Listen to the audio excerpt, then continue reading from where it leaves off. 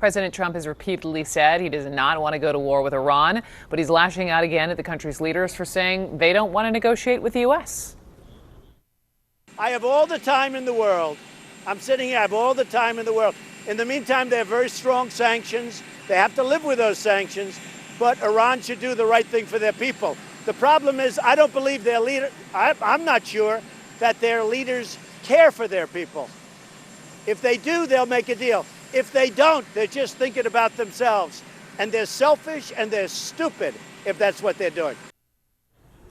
Just before those comments, CNN's senior international correspondent Fred Pleitgen talked exclusively to Iran's foreign minister, Javad Zarif, and asked him about comments the president has made.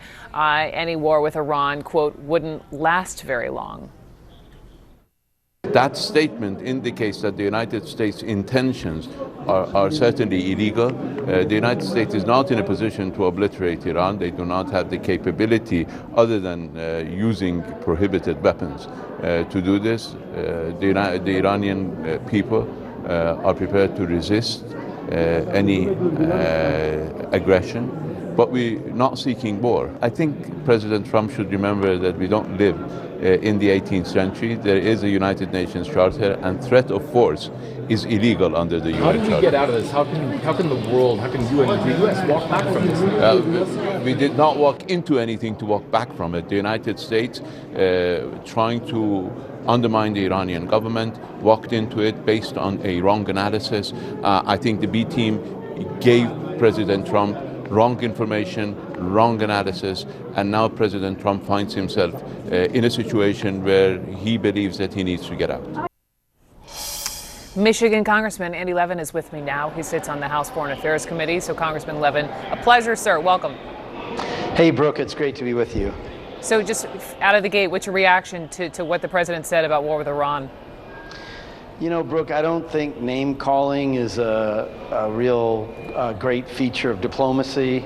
I think our approach to Iran needs to be sober.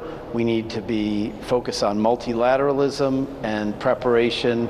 And I think obviously the United States has all the power in the world that we need against any adversary, number one.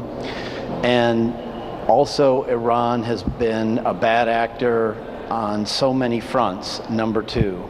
But we would not accomplish anything by going to war with Iran, and we are not going to let that happen. That's why we've been taking repeated action in the House of Representatives to try to stop an unauthorized war with Iran. And you know, personally, I began that early in May after Secretary Pardon? This amendment. I mean, I wanted to hear you about this amendment you're co-sponsoring, right, Congressman? Right. Yes.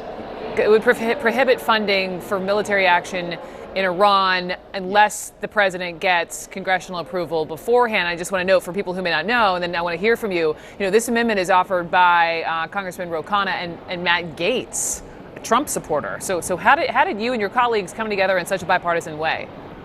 Well, so for me, it started when, you know, Secretary Pompeo was testifying before the Senate, and he said that there's all these connections between Iran and Al-Qaeda. So I fired off a letter to him, and I said, what? There are no connections like that. Please show us the evidence.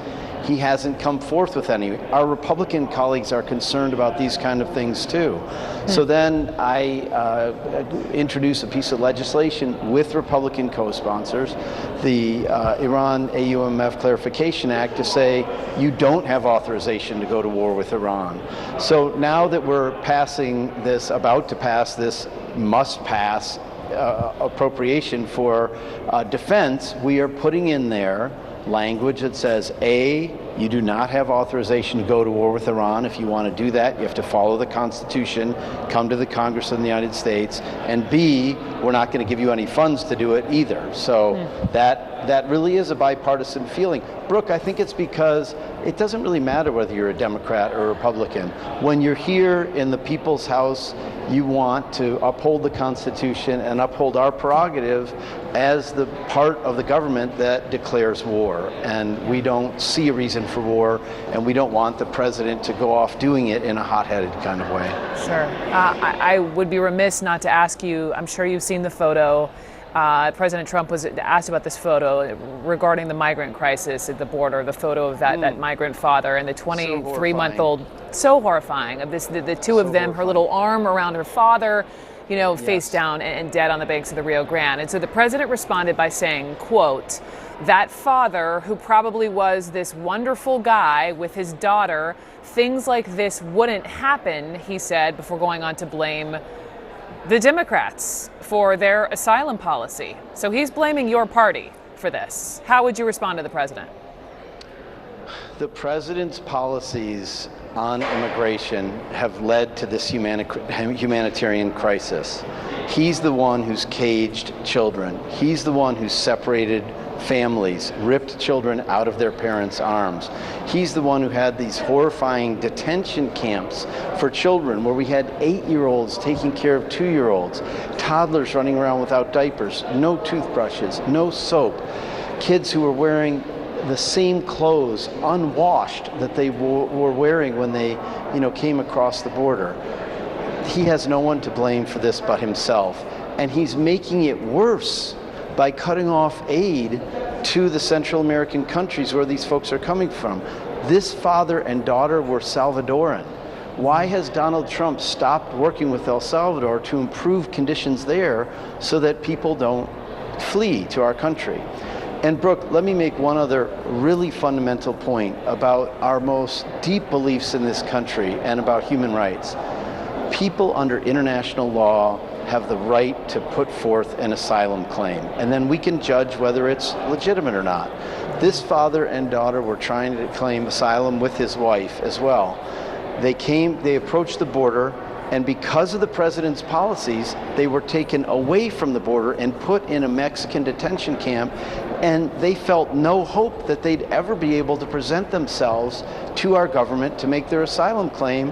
And so this father and his wife was there too, watching them drown. I mean, it's just so horrifying as a parent to even think about this. My point is simply this.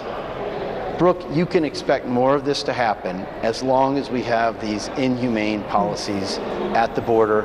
We've got to stop it. We're taking action here, as you've seen, to fund the CBP and HHS to move these kids more quickly out of those detention camps into the places where people know how to take care of them. They should be reunited with their families. We've got to do a lot better. We know how to do better. We're going to do better. I appreciate you saying that. Left, right, center, action needs to be taken, and we all need to be doing better for people like this father and this child. Congressman Levin, absolutely. Thank you very much. Thank you, Brooke. A war of words.